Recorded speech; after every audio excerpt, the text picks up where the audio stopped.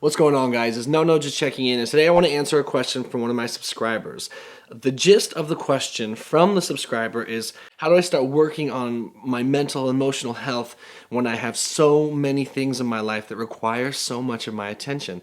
Basically, it sounds like my man is letting the stresses and needs of others become more important than his own needs. And here's what I would say to you. Here's my advice, and it's something that I've had to go through and learning how to manage, let's just say the basic day-to-day stuff, and then also heal and recover from depression.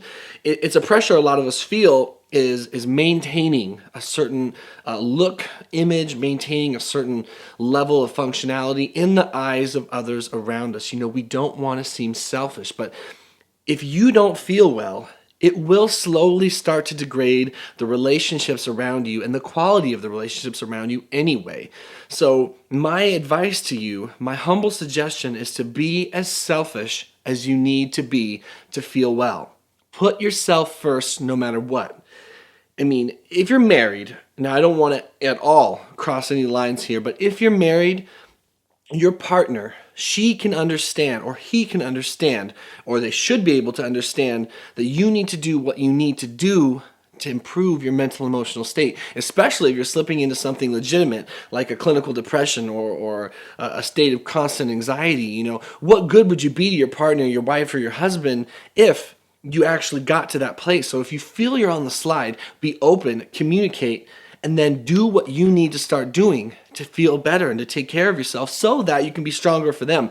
I mean, I put myself first in that way. And some people think that sounds selfish, but I want you to think about what I'm saying. If I don't put my mental health first, my mental and emotional health first, I cannot be there and be strong for the people around me. I can't be as functional for my job. I can't be as helpful and as loving towards my fiance, Jessie, if I'm not doing well.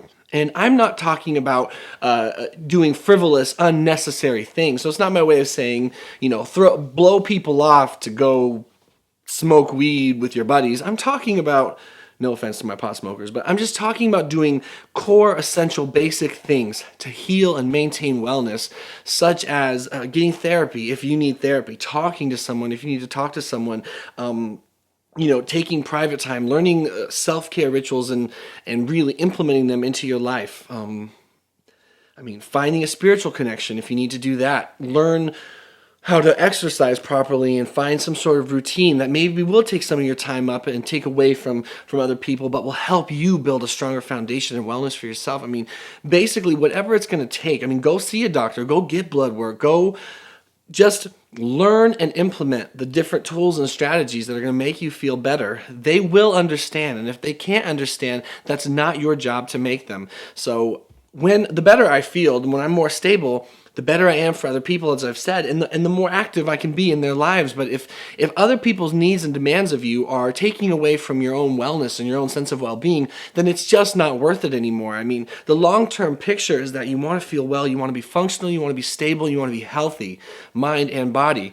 So I feel like everything else has to fall by the wayside. I like to think, and I believe, and at least the relationship I have with my woman, who we've been together for 5 years, we let each other take care of ourselves first. We really, really see the value and the point in that because, like I said, we're always stronger as a couple when we are feeling our strongest as individuals. And so I feel like it's pretty easy to work around the husband or wife thing, I think. I know some people have a little more volatile relationships or whatever, but and depression can be confusing to some people, but I know I've been babbling, I know I've been rambling, but I just want to empower you to do whatever you have to do for yourself. Take time for yourself. Put your needs before anybody else's when it comes to what you need to do to feel mentally and emotionally stable. Because if you get to that place where you have a breakdown, your relationships will crumble anyway, but they will crumble a lot more traumatically. So what I'm trying to say is, when I finally got pushed to that place and I did have a full-blown mental breakdown, I went from trying to hold everything together to holding nothing together. There was no progression. It was instant. So you want to avoid something like that happening. The mind is more fragile than you think. And if you're a support system for other people, just be open with them if you can. Let them know, hey, I'm not feeling so well. I have to do some things for me. I'm not saying being around other people and like your parents and your job. I'm not saying those things can't be a part of what's going to make you feel well, but it has to be in within reason. It has to be in moderation, and you have to be willing to do what you have to do no matter what. I hope that was useful. I hope that didn't sound corny. It's just something that a lot of people that, if you've never suffered from depression, if you've never dealt with mood disorders, then you see some people who are suffering from depression. You feel like they're constantly having to communicate about it, or they're always going to different therapy, or they're constantly working out or trying different things. I'm kind of going over the main things in my life. They might look at you and think you're a little bit, it seems like you're selfish. You're always doing stuff for yourself. Don't worry about it. You got to let go of the idea that you have to explain yourself to other people and make them understand. If they can, and they will in time. And if they can't, you're looking out for you, because you need to be able to look out for the people closest to you, and you got to be the healthiest version of yourself. You guys, I've been saying the same thing like for the last 2 minutes, so I'm going to go ahead and stop. But I just want to empower this man to be as selfish as you have to be in order to feel better. So that is what to this day, I still have to do that. I still have to put me first. And then from there, I start giving away parts of myself as I can to help others and to be of service, which of course then has its own healing benefits, but that's a whole nother video.